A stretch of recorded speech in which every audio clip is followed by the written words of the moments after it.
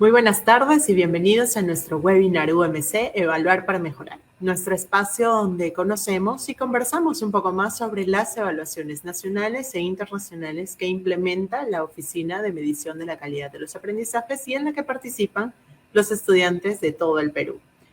Hoy en nuestro webinar vamos a conversar un poco sobre un área específicamente, sobre ciencia y tecnología. Y vamos a conocer algunas sugerencias pedagógicas que surgieron a partir de los resultados de la evaluación muestral 2022 en la que participaron estudiantes de segundo de secundaria en esta área específicamente. Y para ello nos acompaña Héctor Olivas Ilanzo, quien es especialista del equipo de evaluación y forma parte del equipo de la UMC. Bienvenido, Héctor.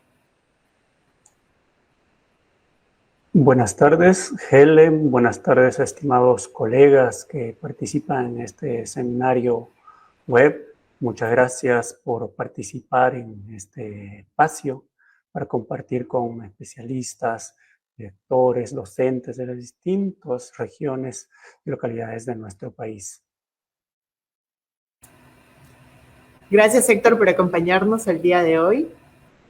Y queremos que nos cuentes qué nos dice el Currículo Nacional de Educación Básica sobre el enfoque y las competencias del área de ciencia y tecnología.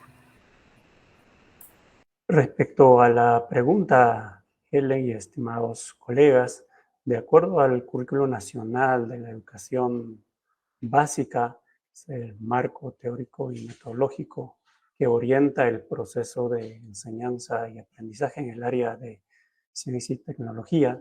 El enfoque se corresponde con el de indagación y alfabetización científica y tecnológica. Este tiene su base sobre la construcción activa del conocimiento. Es decir, bajo este enfoque se parte de la curiosidad de los estudiantes, de la observación, el cuestionamiento que hacen los estudiantes cuando interactúan en su día a día con todo el mundo que les rodea. Entonces ellos exploran la realidad, dialogan, comparten, expresan sus ideas sobre cómo ven el mundo que rodea.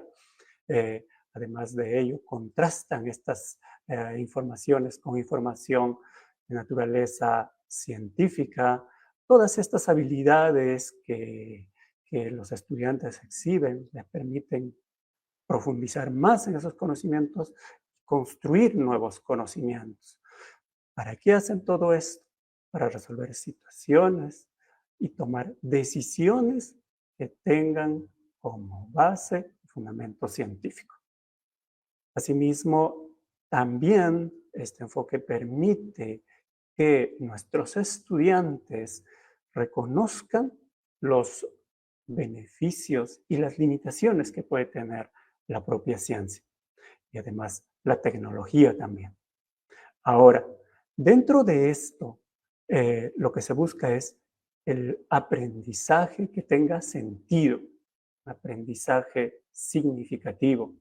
Este aprendizaje les permitirá resolver problemas, tomar decisiones pertinentes dentro de un marco ético que vela por el respeto de otros seres vivos, el cuidado del ambiente, etc. A partir de este enfoque se promueve el desarrollo de 3 competencias. La competencia indaga mediante métodos científicos para construir conocimientos. Conocemos los colegas comúnmente como la competencia indaga.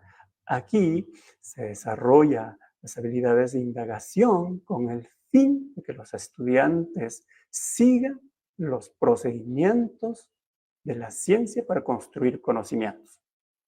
Allí los estudiantes comprenden cómo procede la ciencia para construir los conocimientos, para modificarlos, afinarlos, etcétera, sobre la base de la evidencia.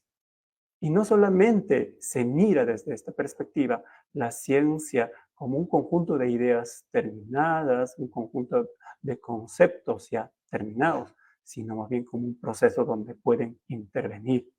Esta comprensión que tienen de la ciencia mediante el desarrollo de esta competencia les va a permitir a los estudiantes evaluar y tomar posición, por ejemplo, sobre situaciones relacionadas con la ciencia.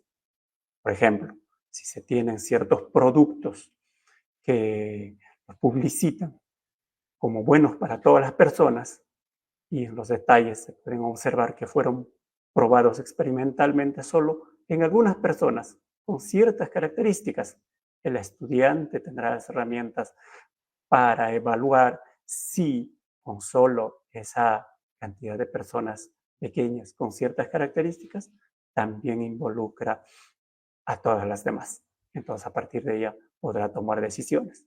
La segunda competencia bajo este enfoque de indagación y actualización científica y tecnológica es la competencia explica el mundo físico basándose en conocimientos sobre seres vivos, sobre materia y energía, sobre biodiversidad, tierra y universo, conocida solo como competencia, explica. Aquí los estudiantes buscan comprender los conocimientos científicos sobre los hechos y fenómenos naturales que los rodean. Entonces, esta comprensión involucra explicar causas y relaciones de estos fenómenos que les rodean. A partir de la comprensión de esto, pueden ellos tomar decisiones informadas sobre los asuntos que son de índole personal o públicos, siempre con la mira de mejorar su calidad de vida, tanto del mismo, de su familia y también del ambiente.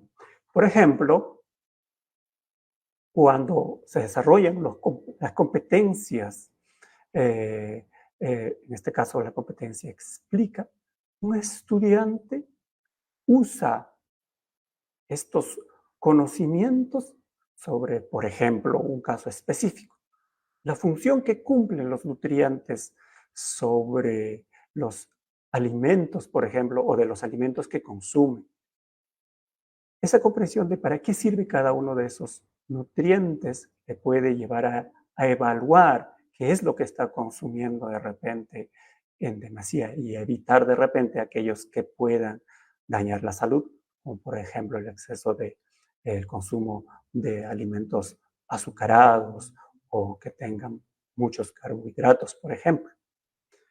La tercera competencia dentro de este marco es la competencia diseña y construye soluciones tecnológicas para resolver problemas de su entorno, conocido con el nombre corto de diseña y construye.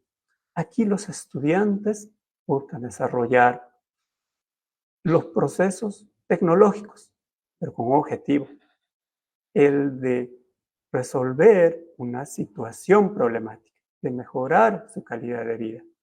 Por lo tanto, se requiere determinar qué problemas podrían requerir una solución tecnológica. A partir de ella, idear, imaginar cómo podría diseñarse esa solución y luego implementarla y evaluar.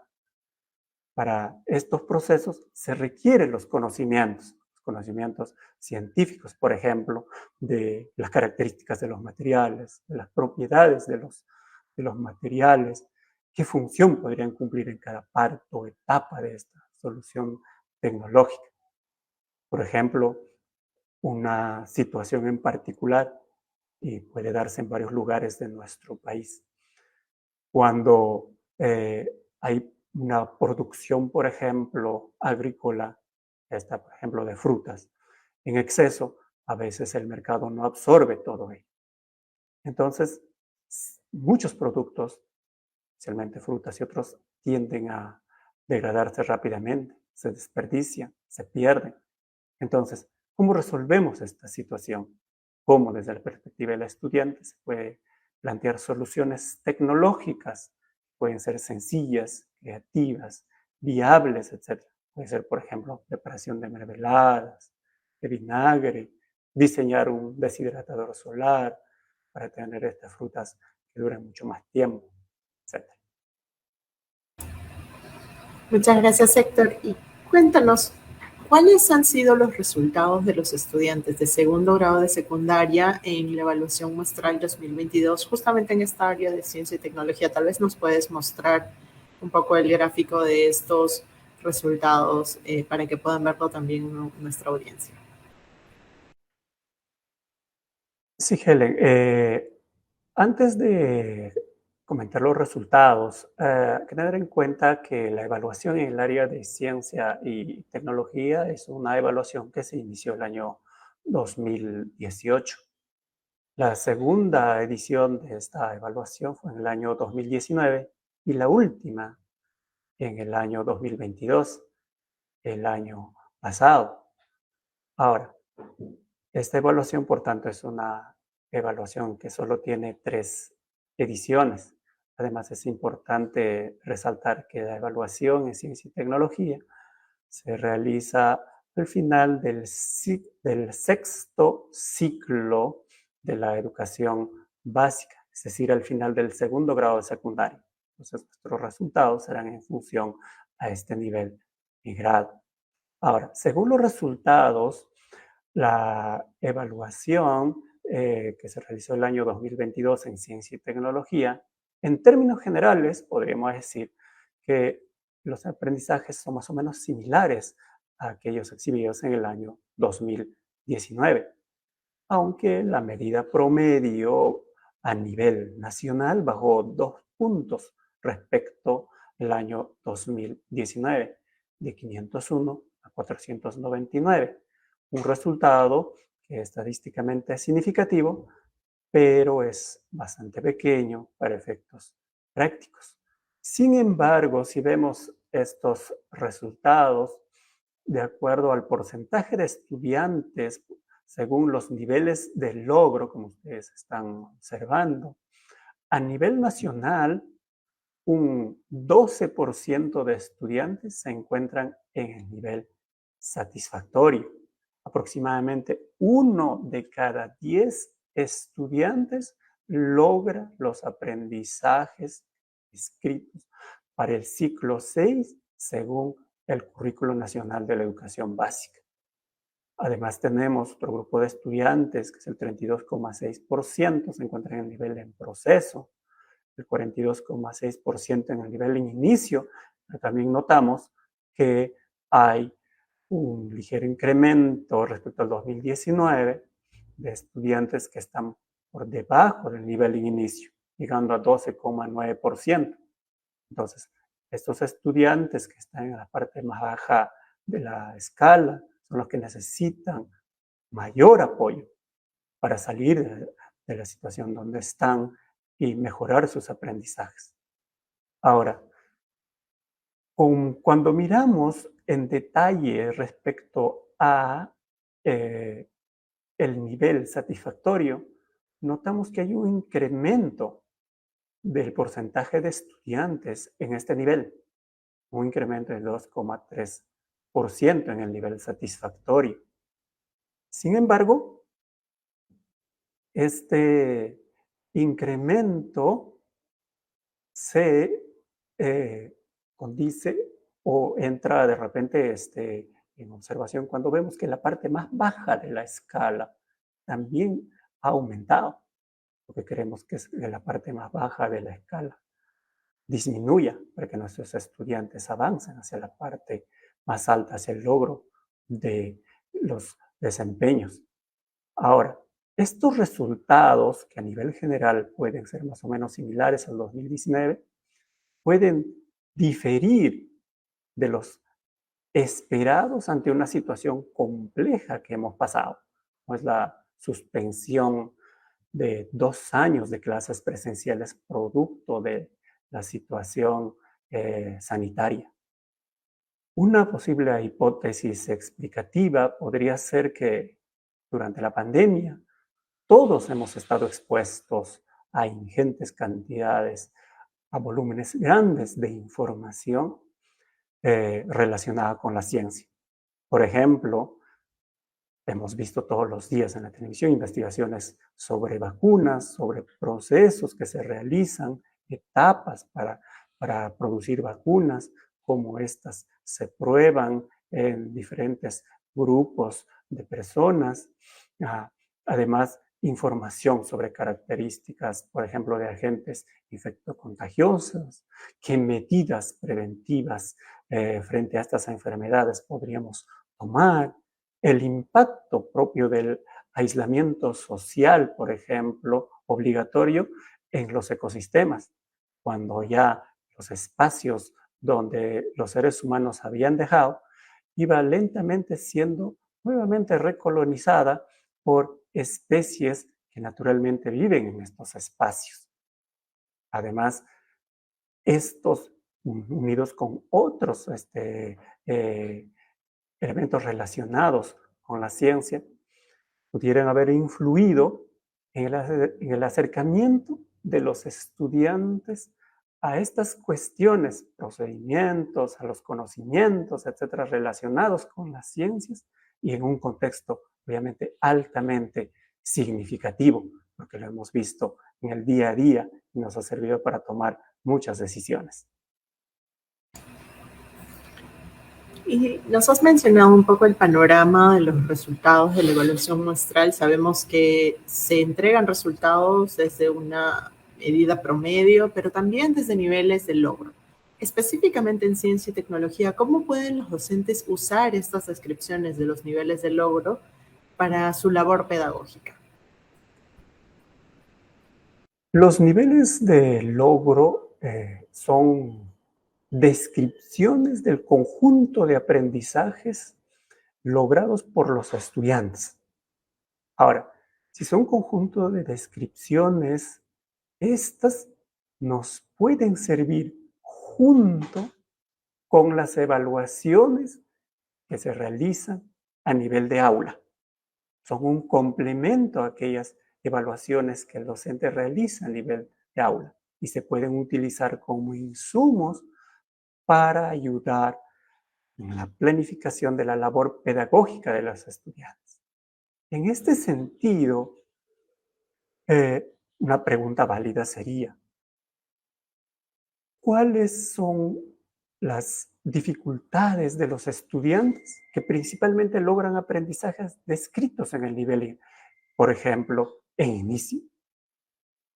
Estos estudiantes, si están en el nivel de inicio, tienen dificultades en realizar tareas descritas en el nivel próximo, hacia arriba, es decir, en el nivel en proceso y además también en el nivel satisfactorio. Entonces, si veo que mis estudiantes, en su mayoría, están realizando solamente desempeños descritos en este nivel, entonces debo entender de que aquellos desempeños que estén en los niveles superiores son los que son desafíos para ellos. Del mismo modo, si un estudiante está, por ejemplo, en el nivel en proceso, ¿cuáles serían sus desafíos? Precisamente aquellos descritos en el nivel satisfactorio. Pongamos un ejemplo específico. Si los estudiantes del nivel en inicio en ciencia y tecnología pueden reconocer una pregunta que puede ser indagada, investigada científicamente, entonces el siguiente desafío que se describe en el nivel en proceso sería que ellos puedan reconocer una pregunta de indagación, pero donde haya una relación de causalidad entre las variables. Y si estos estudiantes logran llegar hasta este nivel, entonces, ¿cuál sería el siguiente desafío? Hay que ver ahora cómo realizamos los procedimientos para, por ejemplo, manipular la variable independiente, para medir la variable dependiente, cómo controlamos las otras variables para asegurarnos que los resultados procedan precisamente de mi manipulación de la variable independiente.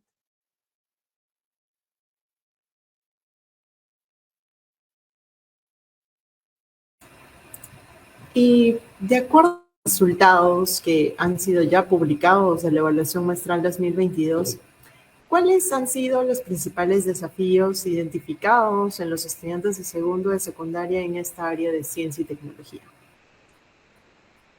A partir de los resultados de las evaluaciones nacionales, la evidencia sugiere que por ejemplo, en la competencia indaga, los mayores desafíos se encuentran precisamente en la elaboración de procedimientos pertinentes para comprobar hipótesis. Aquellos donde se manipula, se controla, se miden variables. Por ejemplo, hay dificultades en proponer procedimientos para hacer indagaciones. Quizás probablemente se deba a que la intervención activa de los estudiantes en estos procesos probablemente esté reducida. También hay evidencia de dificultades en el análisis de datos organizados y representados en gráficas y a partir de ellas arribar a conclusiones. Si vamos a la competencia explica, hemos notado, de acuerdo a las evidencias, que las dificultades se relacionan principalmente con la transferencia de conocimientos que los estudiantes han podido desarrollar, pero a situaciones concretas, a situaciones específicas. Es decir, la conexión que deben hacer estos estudiantes entre los conceptos, las ideas, los principios científicos que les permitan comprender los fenómenos naturales, esta comprensión de cómo funcionan estos fenómenos, cómo se interrelacionan con los otros fenómenos, les permitirá resolver situaciones de su vida diaria. Ahora, en esta competencia explica, no solamente se debe aprender qué cosa es un concepto, cómo es un fenómeno, sino cómo se relacionan entre ellos estos conceptos, cómo se relacionan estos fenómenos. Y a partir de esa comprensión, reitero, se puede utilizar para aplicar a otras situaciones. Por ejemplo, cuando nosotros incrementamos el nivel de temperatura al agua, por ejemplo, que está en estado líquido, esta puede incrementar su nivel de evaporación. Y eso se puede observar, por ejemplo, que ocurre en los meses de verano en el hemisferio sur. Hay mayor evaporación porque incremento de la temperatura. Esto trae como consecuencia, por ejemplo, que haya más lluvias en la sierra, en la selva. Sin embargo, en la costa parece que no es así. Y cuando escuchamos verano, podemos mirar, por ejemplo, que hay sol y no lluvia. Entonces, por ejemplo, es una situación contraintuitiva. Pero para eso se requiere comprender y la explicación puede radicar en conectar estos conceptos, estos procedimientos de la ciencia. Entonces, esta conexión que hacen los estudiantes de fenómenos que pueden observar en el laboratorio hasta aquellos que pueden observar más allá de su entorno es cuando pone en juego esa capacidad de hacer transferencia de lo que han podido aprender. Y finalmente, ¿cuáles serían esos desafíos en la competencia, por ejemplo, diseña y construye? Aquí la evidencia muestra que las principales dificultades se encuentran en aquellos aspectos relacionados con la elaboración de diseños, en la detección de errores, por ejemplo, de sus diseños, en la evaluación de esas soluciones tecnológicas. Por ejemplo, presentan los estudiantes dificultades para reconocer y explicar con fundamentos científicos el funcionamiento de las partes o etapas del diseño de su solución tecnológica. Entonces, probablemente estos estudiantes siguen ciertas secuencias de procedimientos que ya les son dados. Lo que se busca es que estos estudiantes promuevan o se promueven en la escuela, que participen, que brinden ideas de soluciones, que ellos mismos puedan construir. que se entienda todo este proceso de la ciencia como proceso y no solamente como producto. Muy interesante lo que nos mencionas, Héctor. ¿Y cómo los docentes podrían promover aprendizajes que involucren a los estudiantes en procesos de un pensamiento, digamos, de nivel superior en esta área de ciencia y tecnología? Coméntanos un poquito más al respecto. El área de ciencia y tecnología, como se dijo ya inicialmente, tiene un enfoque que busca una construcción activa del conocimiento. No solamente es aprender de memoria muchos elementos, nombres, conceptos aislados, sino que la ciencia tiene una naturaleza experimental. Obviamente se basa en nociones científicas. Por tanto, el proceso de enseñanza y aprendizaje debería estar ligada con estas actividades, con estas interacciones, con estos procesos donde el estudiante pueda intervenir de manera activa en la construcción de sus conocimientos. Entonces, ese rol activo permite que el estudiante comprenda cómo es que los conceptos, las ideas, fenómenos se relacionen. Entonces, esta comprensión les lleva a poder transferir esos conocimientos. Cuando el estudiante puede explicar, el estudiante puede evaluar, el estudiante puede crear, pero hay que darle oportunidades. Por ejemplo, dependiendo la situación donde se encuentra, puede hacerse uso de simuladores, si es que de repente hay conceptos, nociones, fenómenos que sean difíciles de replicar a nivel de laboratorio. Se pueden usar simuladores donde los estudiantes pueden modificar, por ejemplo, los valores de las variables. Pueden además ver cómo esta modificación de las variables se relacionan, por ejemplo, con patrones o tendencias en los resultados. También pueden utilizar animaciones, que ahora hay bastantes en la red. Estas animaciones de naturaleza científica pueden modelar, por ejemplo, ciertas estructuras corporales, ciertas estructuras de los seres vivos para comprender a profundidad cómo ciertas estructuras se relacionan y cómo estas formas que tienen estas estructuras también intervienen en la función que tienen. O también pueden verse animaciones de procesos, de ciertos fenómenos, etcétera, relacionados con la ciencia. Todo esto te ayuda a comprender más ideas abstractas, por ejemplo, de átomos, moléculas y otros. Ahora, los estudiantes tienen conocimientos previos. Todos tenemos conocimientos previos sobre algo. De su quehacer cotidiano, de su vida diaria, de su interacción con sus compañeros, etc. La idea es aprovechar precisamente estos conocimientos previos para a partir de ellas promover situaciones donde haya una construcción activa del conocimiento. Por ejemplo, cuando se interactúa con ellos, las preguntas orientadoras son aquellas que nos pueden ayudar a que los estudiantes busquen por sí mismos, lleguen por sí mismos a las respuestas y no darles de repente directamente una respuesta. Claro, habría que evaluar caso por caso.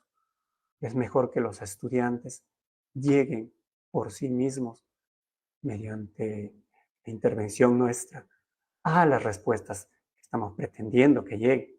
Retarlos a, por ejemplo, relacionar lo que han aprendido con situaciones de su vida diaria.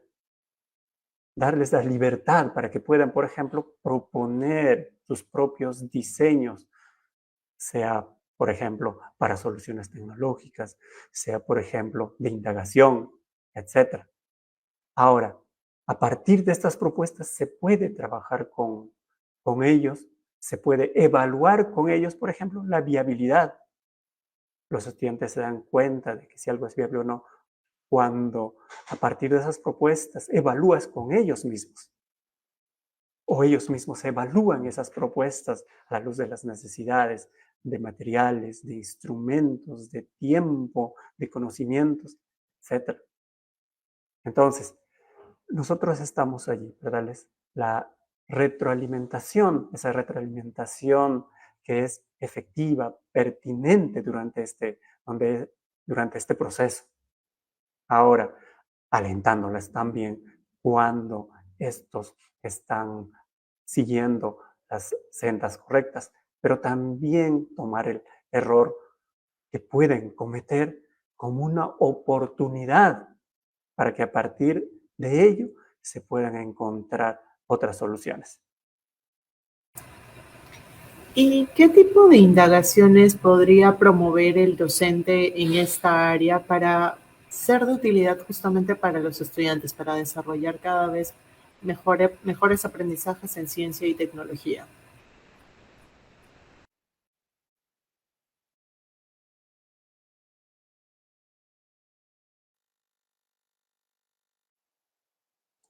En el caso de indagación, en esta competencia, el modo como intervienen los estudiantes en los procesos indagatorios, el rol que cumplen los estudiantes y los docentes en estos procesos indagatorios puede llevar a hacer ciertas clasificaciones de los tipos de indagación.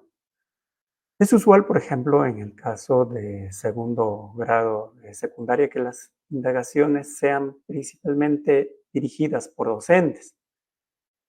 El docente propone, por ejemplo, la pregunta de indagación, el docente propone los procedimientos y los estudiantes intervienen en la parte del análisis de resultados, las conclusiones allí. Eh, este tipo de indagación es una indagación estructurada, por ejemplo.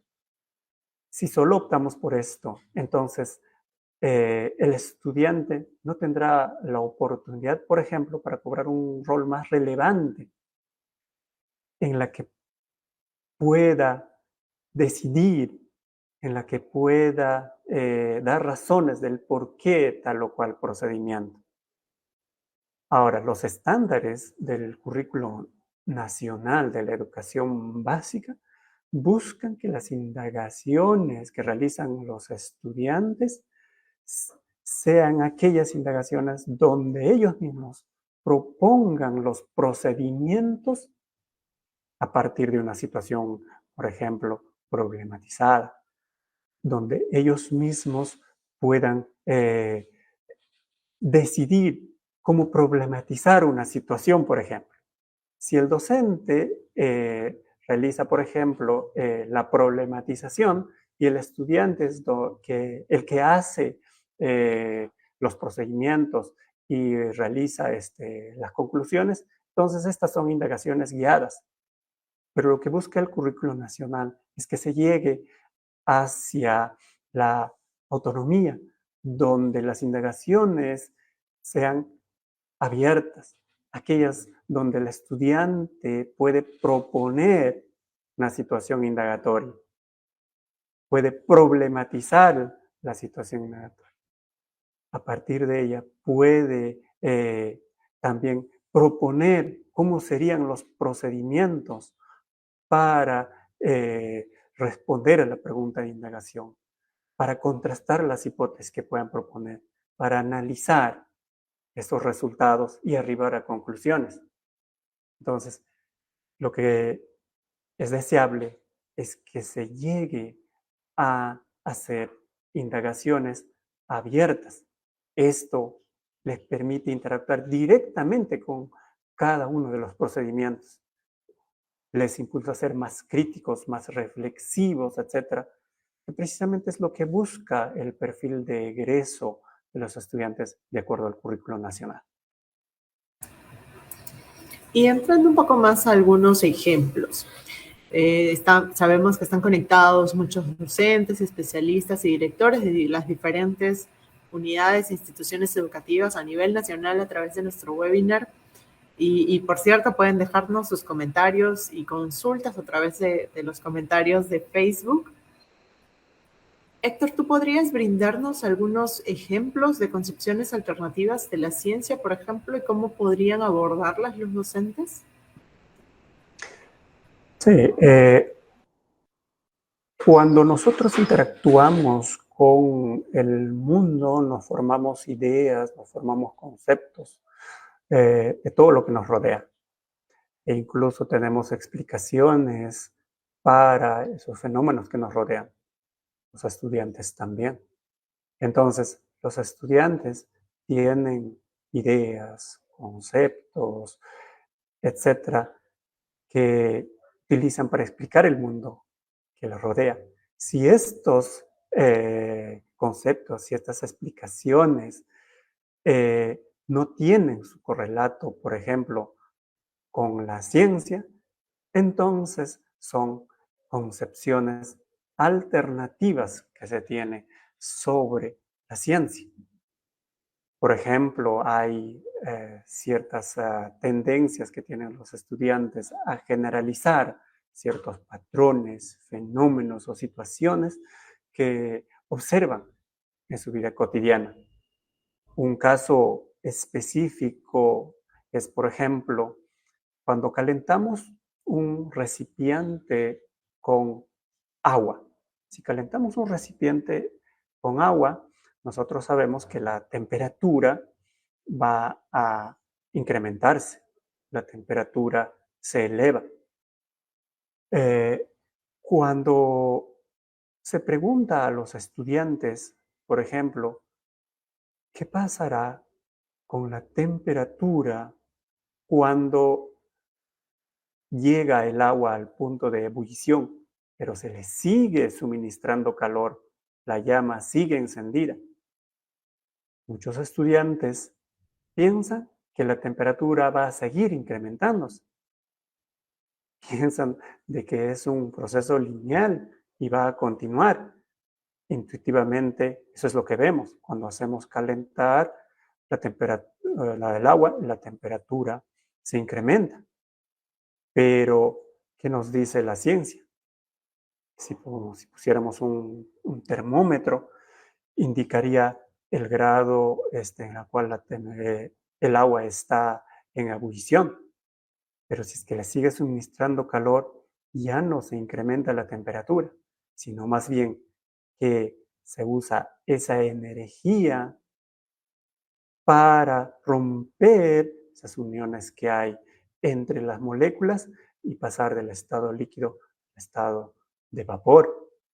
Pero para eso los estudiantes tienen que verse expuestos a una situación en donde ellos tengan la oportunidad de observar, tengan la oportunidad de ver cómo es que la temperatura ahí no cambia y encontrar explicaciones, por ejemplo, a ese fenómeno.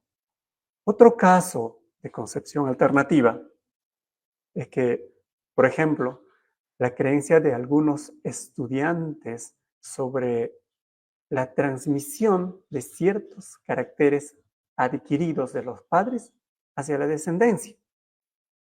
Por ejemplo, si se coloca en una caja que sea dura, consistente, una sandía que está en proceso de crecimiento, por ejemplo. Entonces, si esa caja tiene forma cuadrangular, por ejemplo, como se observa, y si se le pregunta a los estudiantes si sembrásemos semillas de esa sandía que tiene forma de una caja, ¿cómo serían las sandías que surgirían a partir de esas semillas? Y notamos que hay estudiantes que piensan que todas serán de forma de la caja. cúbicas. Algunos otros piensan que podría ser una mezcla. Algunos saldrán en forma cúbica y otros en forma, por ejemplo, redondeada. Otros piensan que va a ser una mezcla, o sea, una misma sandía que tenga por un lado una forma cuadrada, cúbica, y en la otra una forma redondeada. Entonces, este tipo de concepciones se forman para cada uno de los aspectos de la ciencia. E incluso los tenemos todos, a veces nos persiguen toda la vida. Entonces, es la escuela donde se debe de descubrir, donde se debe de trabajar, donde se debe de hacer ese cambio conceptual que requiere el abordaje de estas concepciones alternativas. Muy bien, Héctor, y ya para ir cerrando nuestro primer bloque, luego vamos a responder algunas preguntas del público. Cuéntanos cómo podrían los docentes promover la autonomía de los estudiantes justamente en el desarrollo y ejecución de las soluciones tecnológicas que se dan. Ya nos has mostrado algunas sugerencias, nos has hablado de las concepciones alternativas. Hablemos ahora de promover autonomía en los estudiantes. En ciencia y tecnología, si los estudiantes no tienen oportunidades para que ellos mismos desarrollen los procesos, por ejemplo, de indagación, los procesos, por ejemplo, de ejecución de una solución tecnológica, etc. Es difícil que se pueda desarrollar autonomía. Por ejemplo, ¿cómo podríamos ver en qué se equivocan si es que no lo vemos haciendo precisamente, si no lo vemos trabajando, si no lo vemos desarrollando? Entonces, el error, por ejemplo, el tratamiento del error en el proceso del aprendizaje es un factor clave. Dejemos que estos estudiantes se equivoquen y a partir de estos errores, precisamente es que podemos trabajar para que ellos puedan llegar a una mejor solución, a una solución más adecuada, a una respuesta más adecuada frente a lo que se les está planteando. Les decía que hay muchas preguntas orientadoras sirvan a los estudiantes para que puedan reflexionar, para que puedan trabajar, en este caso, en el diseño de sus soluciones tecnológicas. Por ejemplo, cuando están frente a un problema de falta de agua potable, por ejemplo, se puede trabajar con filtros. Y los filtros bastante sencillos se pueden realizar, por ejemplo, con grava, arena, carbón, etc. Pero allí pueden simplemente sacar de internet y ponerlo. Pero la idea es comprender cómo funcionan esto. ¿Qué características tienen cada uno de estos materiales que le permitan luego realizar de modo adecuado esos procedimientos, que le permitan obtener los resultados que respondan precisamente a la situación problemática? Por ejemplo, podríamos preguntarles ¿para qué sirve la grava? ¿Para qué, por ejemplo, sirve la arena? ¿Por qué no puede cambiarse por otro? O si se puede cambiar por otro, ¿cuál sería? ¿Para qué sirve el carbón? ¿Bajo qué forma tiene que ser el carbón? Si se le pone, por ejemplo, en un filtro, en una secuencia distinta a lo que ellos pudieron haber encontrado en sus exploraciones a través de páginas web y otros. Si les preguntara, si ponemos en un, por ejemplo, en un arreglo distinto estos tres materiales, ¿los resultados serían iguales? ¿Los resultados serían distintos? ¿Por qué? Ahora, cuando trabajamos, por ejemplo, la viabilidad, ¿tienes cuentas con todos estos recursos? ¿Tienes el conocimiento respectivo? ¿Tienes los materiales? ¿Qué ventajas podría tener, por ejemplo, el usar agua filtrada frente a la de caño, etcétera? Entonces, estos son algunos de los ejemplos que podrían orientarnos a desarrollar trabajos más autónomos con los estudiantes.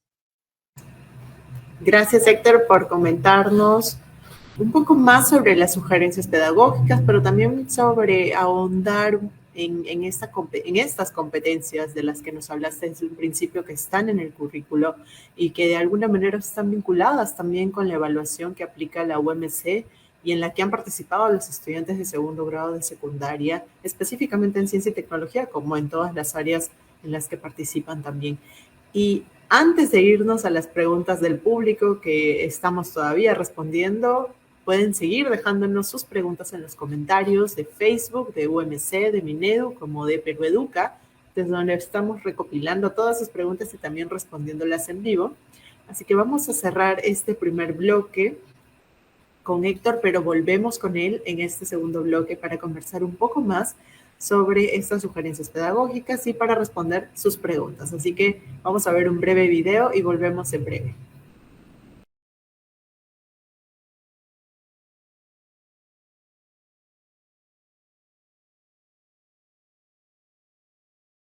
Aprendiendo en la escuela. Mamá, ¿puedo ir con mis amigos al nevado? Vamos a jugar a las carreras. Ya es tarde y hace mucho frío. ¿Por qué no van mañana temprano? Bueno, les diré para salir mañana. Cuando era niño, yo también iba con mis amigos al nevado. Siempre era el primero en llegar a la parte donde comienza la nieve. Micaela, ¿quieres competir con mi abuelito? No creo que podamos. Antes el nevado no estaba tan lejos. ¿Cómo? ¿El nevado se mueve? No, Carlitos. Ahora la parte donde comienza el hielo está más lejos. Por eso hay que caminar más. ¿Y por qué ahora hay menos hielo? En la clase de ciencia vimos que el aumento de uno de los gases que está provocando el calentamiento global es el CO2. Algunas actividades como la quema de combustibles fósiles y bosques hace que aumente y retenga más calor que antes. Lo grave es que la temperatura aumenta en la atmósfera, lo que provoca que se derrita el hielo de los nevados. Exacto. El hielo del nevado nos da agua para vivir. Por eso, todos debemos cuidar la naturaleza. Así es, Leito y Ayacucho planean pintar de blanco el cerro de un nevado que se deshiela. Es un proyecto para evitar que las rocas oscuras atrapen más calor del sol y aceleren el deshielo. Las pinturas no contaminan porque son hechas con materiales naturales. ¡Qué interesante! Ese tipo de ideas deberíamos discutirlas en las reuniones comunales. Reflexiona junto a tus hijos sobre los problemas que afectan actualmente a tu comunidad. Esto les dará la oportunidad de reforzar lo aprendido en la escuela con los conocimientos de la familia. Ministerio de Educación. Compunche Perú, Gobierno del Perú.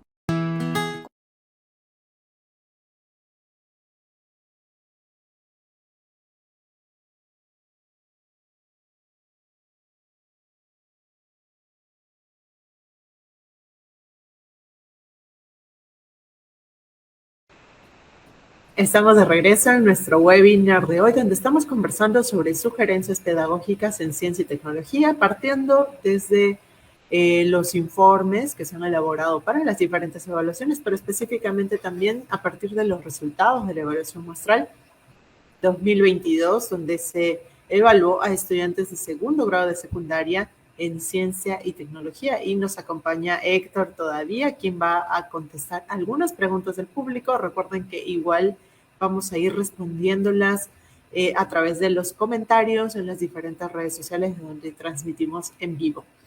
Tenemos una pregunta, Héctor. ¿Qué recursos pueden serle de utilidad al docente justamente a partir de las evaluaciones que nos comentabas que implementa la UMC?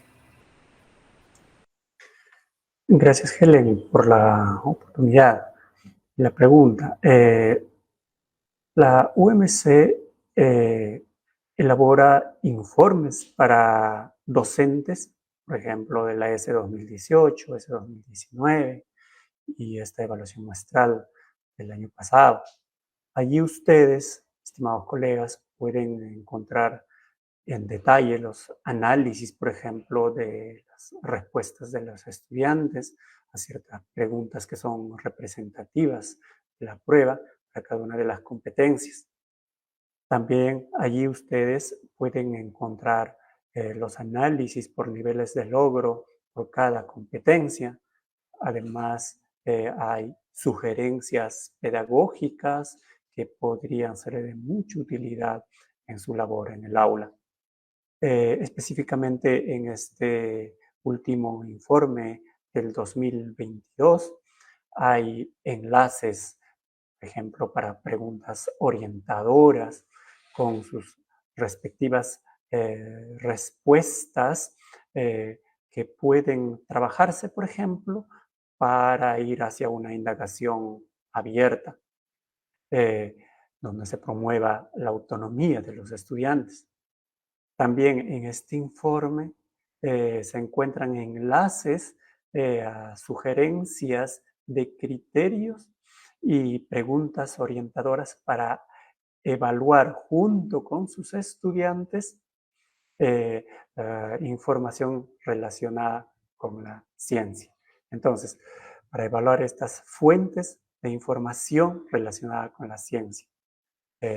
Ahora, además, también hay un tercer enlace que ustedes pueden encontrar en este informe, donde se trabaja un ejemplo de problema que requiere una solución tecnológica y algunas posibles preguntas orientadoras para el desarrollo de esta solución.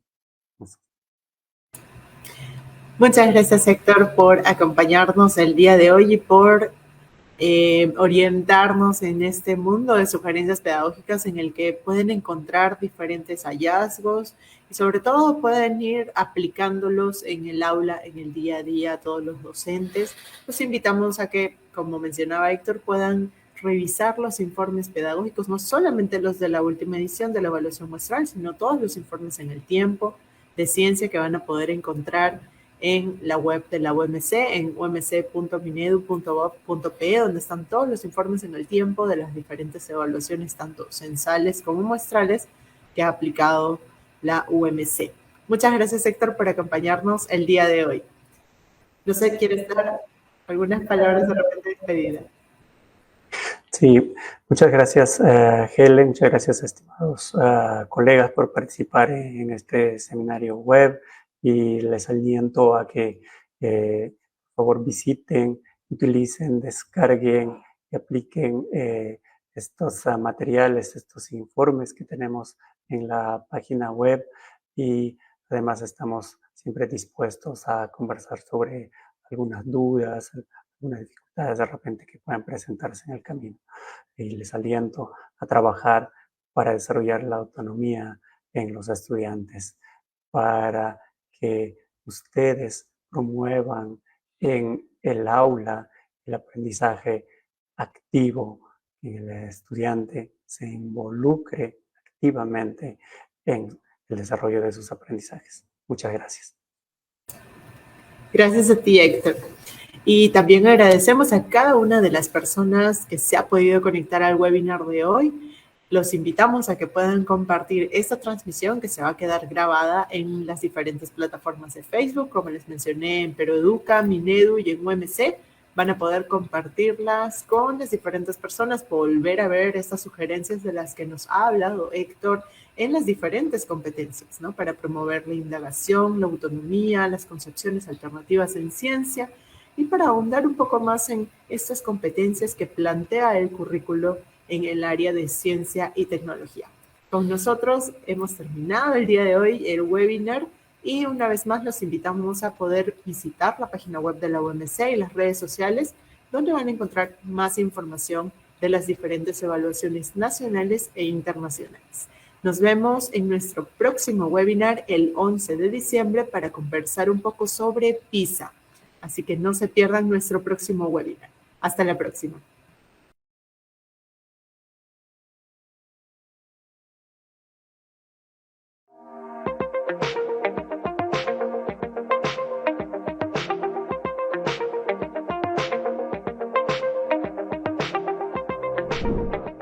¿Qué es un punto de corte? Es una medida que ayuda a clasificar los aprendizajes de los estudiantes en uno o más niveles de logro. En las evaluaciones de logros de aprendizaje aplicadas por el Minedu, los puntos de corte permiten estimar si los estudiantes han desarrollado las competencias de las áreas evaluadas de acuerdo a lo que se espera para el grado considerado según los estándares del Currículo Nacional de Educación Básica. ¿Cómo se establece un punto de corte en las evaluaciones de logros de aprendizaje? En las pruebas cotidianas en el aula, se suele calificar de 0 a 20, con un punto de corte de 11. La calificación 11 permite clasificar los aprendizajes de los estudiantes en dos categorías: aprobado, para aquellos que alcanzaron el punto de corte o un mayor puntaje, y desaprobado, para aquellos que no alcanzaron el punto de corte. Los puntos de corte en las evaluaciones de logros de aprendizaje se establecen mediante un consenso en el que participan de 10 a 30 expertos en el área del contenido evaluado. Para llegar a este acuerdo, los expertos tienen como insumos los ítems ordenados de menor a mayor complejidad, además de la definición pedagógica de los niveles de logro, es decir, de los niveles en inicio, en proceso y satisfactorio.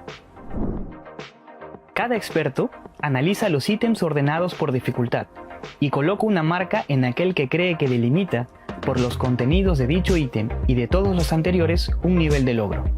Este proceso se repite en varias rondas, en las cuales se realizan diferentes tipos de retroinformación sobre los resultados de las mismas. Al final del proceso, se obtienen los cortes que representan la opinión de la mayoría de expertos. Y así, mediante estos puntos de corte, se realiza la ubicación de un estudiante en un determinado nivel de logro. Por ejemplo, supongamos que este año se aplica por primera vez una prueba de ciencia y tecnología en sexto grado de primaria. Para ello, se definirán dos niveles de logro, los cuales llamaremos nivel 1 y nivel 2. Dicha prueba contendrá 16 preguntas, las cuales se muestran ordenadas de menor a mayor dificultad. Después de varias rondas de discusión, los expertos convocados en el área de ciencia y tecnología en primaria decidirán, en su mayoría, que la pregunta 6 es la que establece el límite entre el nivel 1 y el nivel 2. Entonces, el punto de corte para esta prueba será 489,5. Esto quiere decir que, si hay un alumno con una medida de habilidad superior a ese corte, se encontrará en el nivel 2. De lo contrario, estará en el nivel 1.